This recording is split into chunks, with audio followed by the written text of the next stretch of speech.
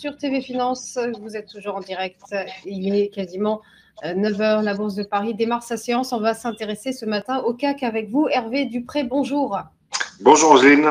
Vous êtes trader pour compte propre et gestion indépendante. Hier, donc, séance de pause pour le CAC qui avait besoin de reprendre son souffle après le dernier sommet et en l'absence des indices américains pour cause, on le disait, de President's Day.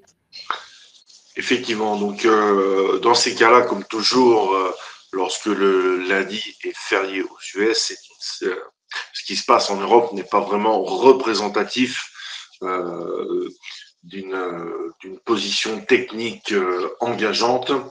On voit qu'on ouvre directement en gap baissier, très léger gap baissier qui risque d'être comblé immédiatement. Donc pour l'instant, rien de neuf. Cette semaine, ce qui va nous préoccuper principalement, absolument rien aujourd'hui. Donc pour aujourd'hui, je ne m'attends pas à de gros mouvements.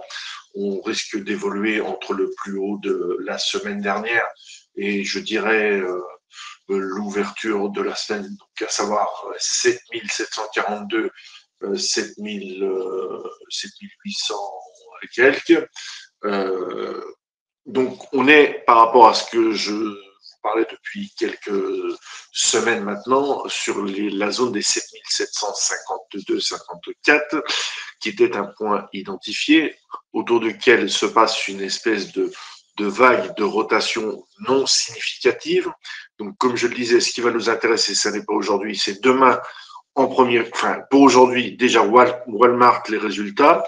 Demain, le compte-rendu du FOMC qui permettra peut-être d'avoir un petit peu plus de visibilité quant à l'inflexion, au délai de mise en place de l'inflexion de la politique monétaire de la Fed, mais surtout après clôture, je vais scruter de très près les résultats de Nvidia qui depuis un an a eu un parcours boursier assez exceptionnel sur fond de développement d'intérêt pour l'IA.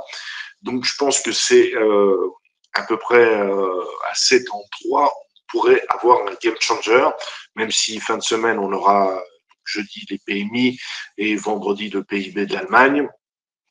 Donc, on va être plutôt en situation de stand-by, d'attente d'un signal technique significatif qui risque de se passer, je dirais, en overnight avec un gap significatif.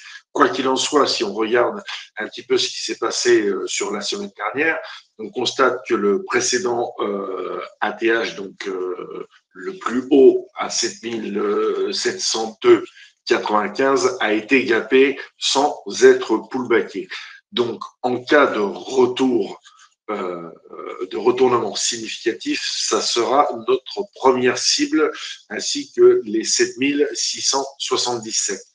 Je ne suis pas partant pour continuer d'acheter des break-out à ces niveaux-là, donc plutôt en attente de retour de volume et de mouvements significatifs pour rentrer dans une phase baissière. Mais pour l'instant, force est de constater qu'il n'y a absolument aucun signal baissier qui se matérialise. Donc, on restera très, très attentif à ce qui va se passer mercredi soir et jeudi matin à l'ouverture pour viser ces targets.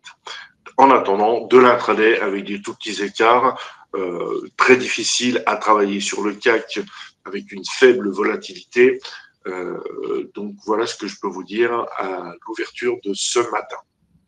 Merci Hervé Dupré pour votre analyse et belle journée à vous. On va marquer une nouvelle pause et se retrouver juste après pour les Market Movers. Ce sera avec Mathieu Driol. À tout de suite.